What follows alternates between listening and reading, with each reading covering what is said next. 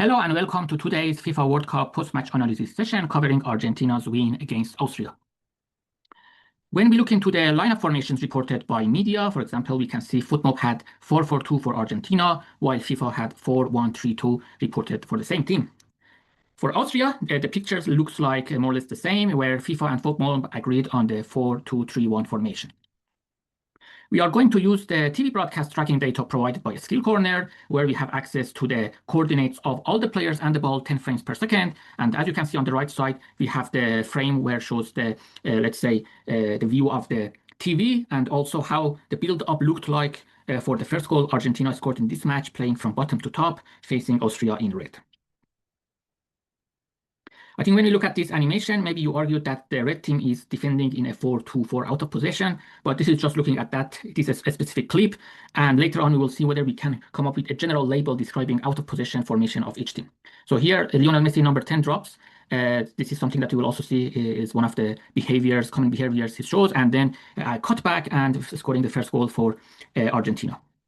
For the method, in this video, we are going to use what has been, let's say, developed during my PhD studies and documented in my thesis, which is publicly available. The, let's say, summary is that for each frame, looking for one team, we fit a graph representation, as you can see on the left side, and we color the players vertically and horizontally to find out what is their momentary tactical position, as shown on the 5x5 grid on the right side of this slide. So then what we can do is that we take all these graphs or shape graphs that we have constructed and just compute the frequent shape graphs over the match time when the game was in play for Argentina. You can see on the left side the frequent edges of this shape graph, but also the location of the players that are, let's say, placed on their average coordinates. Looking at this picture and just comparing with what FIFA had or what FootMob had, maybe it's difficult to say whether this is really a 4-4-2 or 4-1-3-2. I think really the mystery belongs to number 16, who really plays inwards and makes it a bit difficult to come up with a single label. Let's see if we use phases of play to have the division based on whether the Argentina had the ball and when they didn't have the ball, whether that helps us or not. And this is how it looks like. I think we can argue that it really didn't help that much. In possession, of course, the teams play more wide, and out of possession, they are more compact.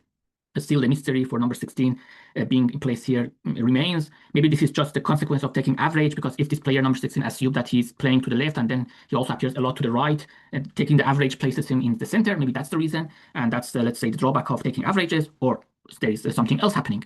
So let's go one step deeper. We are going to use position maps to understand better how Argentina set up in that match. We pick a player. As we said, for each frame, we have 25 tactical position possibilities. So we can just compute what percentage of the match time we have observed this player to occupy any of these tactical position cells. I think what is interesting from number 10 for Argentina, yeah, we expect him to be the right center forward, but also he drops around 6 or 6.5% of the time to the line behind the front line. And this is also what we saw in the animation, making him, let's say, a different type of striker compared to others. So we have all these position maps. We can compute them for all the starting players for Argentina and use the lineup formation that FIFA has suggested for 1-3-2 to just place these puzzle pieces according to that layout. And this is the picture that we end up with. So here, instead of having the average coordinates as we saw before, we are looking into the distribution of the positions that we have observed based on the coloring that we do on the graph, the players occupied over the match time. So this is only in-play frames. And still for number 16, you can see there is a high entropy. So he was really moving and roaming around different tactical positions. But looking for other players, maybe we can argue that the back line was really a back four, where number 25 was maybe going more forward. Number 20 was the single defensive midfielder with a tendency to play to the right. And number 7 was, let's say, a more defensive wing compared to number 16, as you can see here. And number 22 and number 10, when we compare the position maps, you can see number 10 drops more to the back, to the, let's say, to the attacking midfield line, and maybe even to the midfield line compared to number 22. What if we use phases of play to compute similar, let's say, visualizations? Can that help to find out what's going on with number 16, for example? So this is how it looks like if we focus only on when the team had the ball. I think you can argue that it doesn't really help that much for in possession. You can see number 25 and 26 for the backlines. Yeah, clearly they are playing more, let's say, attacking. For number 16, it gives more, let's say, importance to the left attacking midfield cell, but still he's appearing in other cells too. Number 24, he makes it difficult to say what was the position of number 24. And also number 7, also the position map shows a high entropy. So maybe we can say it's difficult really to say what was the formation, overall formation in possession for Argentina. But when we look into out of position, I think it just becomes much clearer that we can maybe say that what FIFA had, the 4-1-3-2, can be a good choice here.